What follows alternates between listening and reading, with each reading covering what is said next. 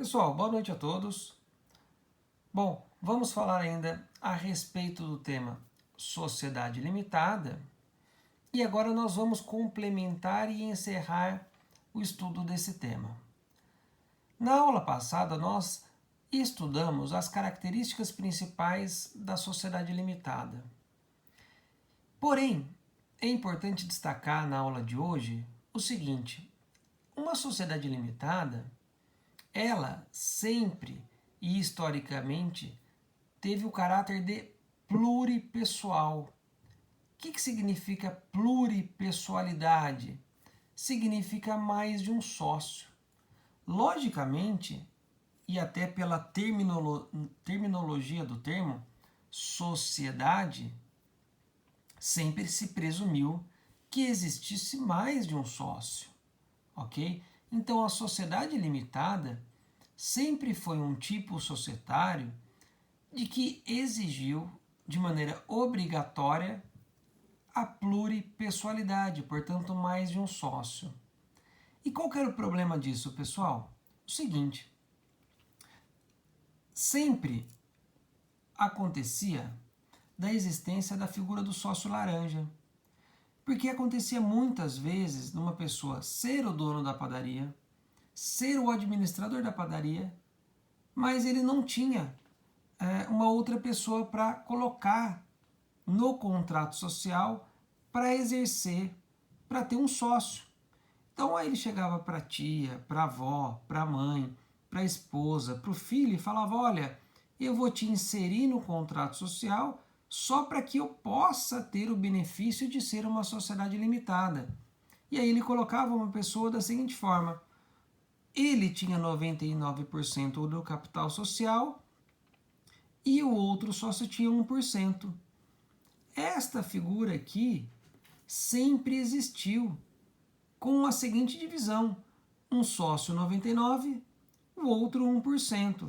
Claro que esta situação que eu estou dizendo aqui, de 99 para 1, era uma situação extraordinária, mas era uma necessidade para que a pessoa pudesse exercer de maneira regular a sociedade empresária na modalidade limitada.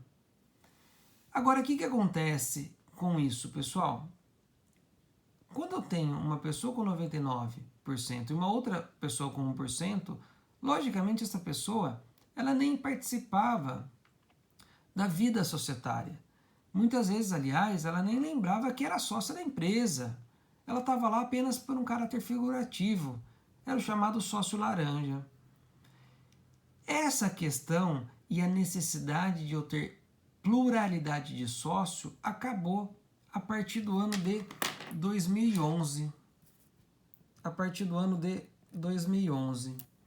Em 2011, foi criado o Instituto da Empresa Individual de Responsabilidade Limitada, nos termos do artigo 980-A do Código Civil. O artigo 980-A do Código Civil foi inserido, e aí reparem até no número dele, 980-A, ok? Então se percebe pela nomenclatura aqui A, que ele é uma novidade. Ele criou a Empresa Individual de Responsabilidade Limitada. E a Empresa Individual de Responsabilidade Limitada era constituída por uma única pessoa. E essa pessoa teria titularidade do capital social, que deveria ser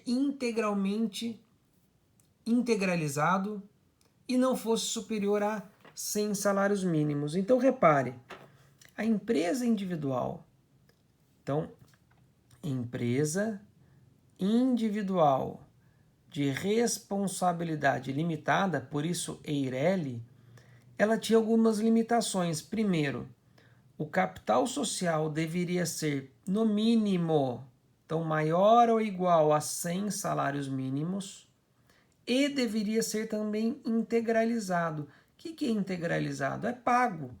Então vamos pensar, 100 salários mínimos dá algo em torno de 100 mil reais. Então a pessoa, ao constituir uma EIRELI, ela deveria depositar, pagar integralizar o valor correspondente a 100 salários mínimos. E ainda eu tinha uma outra limitação, que a pessoa física que fosse titular de uma EIRELI, ela só poderia ter uma EIRELI.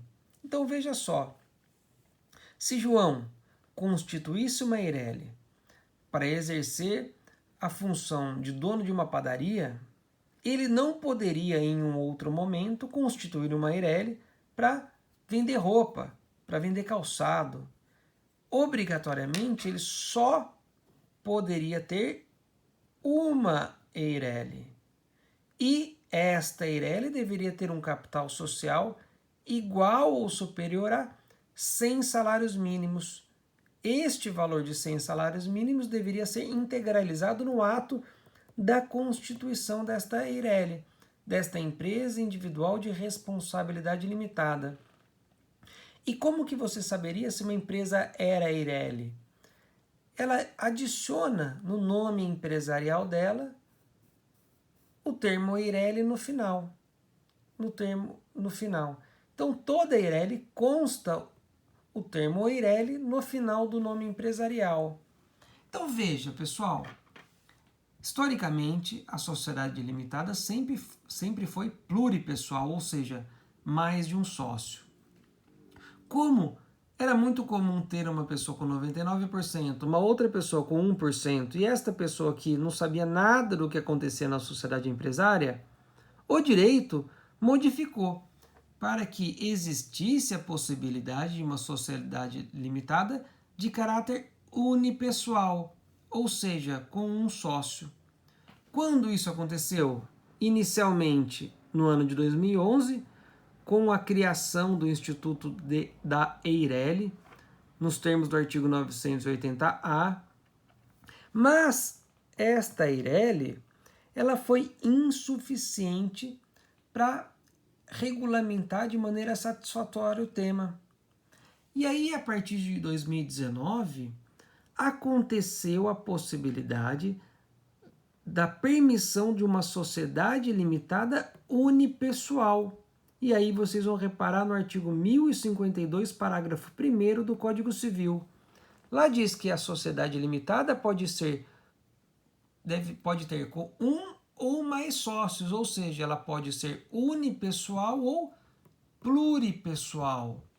Então, esta novidade de 2019, ao permitir que a sociedade limitada já surgisse de maneira unipessoal, ela supriu as dificuldades que eu tinha com a EIRELI, com a empresa individual de responsabilidade limitada. Qual a diferença de uma EIRELI para uma sociedade limitada unipessoal? Primeiro, na EIRELI eu tenho um capital social mínimo e obrigatório de um valor de 100 salários mínimos. Aqui eu não tenho esta limitação. Além disso, o capital social na EIRELI ele deve ser integralizado, ou seja, pago, logo no início. Também não tenho aqui esta característica. Além disso, na EIRELI, uma pessoa física só poderia ter uma EIRELI. Ela só poderia ter uma EIRELI. Esta característica aqui eu não tenho aqui. Então repare, qual a diferença de uma sociedade limitada unipessoal para uma EIRELI? A diferença são as amarras, as limitações. Todas as limitações vindas em 2011 na instituição de uma EIRELI acabaram em 2019 com a possibilidade de uma sociedade limitada unipessoal.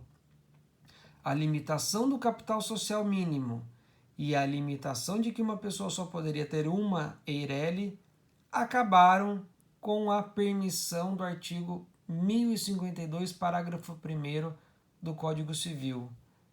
A partir deste momento de 2019, é possível nascer e ser regular uma sociedade limitada unipessoal.